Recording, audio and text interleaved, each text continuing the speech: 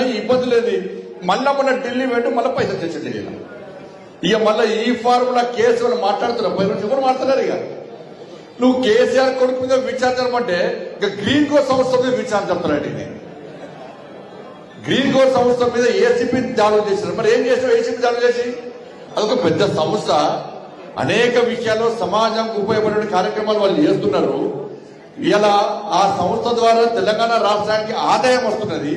ఇటువంటి సంస్థల మీద దాడులు చేస్తే, ఇటువంటి సంస్థలను ఇబ్బంది పెట్టే ప్రయత్నం చేస్తే, ఆ సంస్థలు ఏం చేస్తున్నాయి? తెలంగాణ ఇష్టపడి వేరే రాష్ట్రంలో వ్యాపారం చేస్తే ఇలా ఆదాయం ఎవరికి నష్టమవుతుంది? తెలంగాణ రాష్ట్రానికి ఆదాయం నష్టం జరుగుతుంది.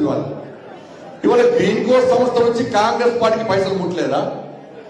చెప్పాలి. రేవంత్ రెడ్డి గారిని సవాల్ చేస్తున్నా. గ్రీన్ కో సంస్థ నుంచి కాంగ్రెస్ పార్టీకి పైసలు ముట్టినాయా ముట్టలేదా? ఇంతవరకు ఒక్క పైసా ముట్టలే అని చెప్పి నువ్వు ప్రమాణం చేయి. కాంగ్రెస్ పార్టీ సవాల్ సిద్ధమా?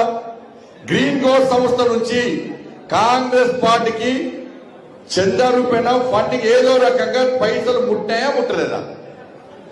పైసలు తీసుకుని బరాబరే. అరే కామన్ ఎవరు తీసుకుంటారు? భారతీయ జనతా పార్టీ తీసుకుంటారు, టీఆర్ఎస్ వాళ్ళు తీసుకుంటారు, కాంగ్రెస్ వాళ్ళు.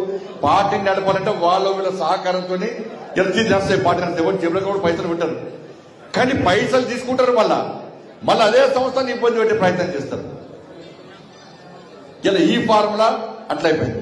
డ్రగ్స్ కేసు ఇట్లయిపోయింది. ఇలా ఏమైంది? ఇలా మన దావోస్ నేనేమో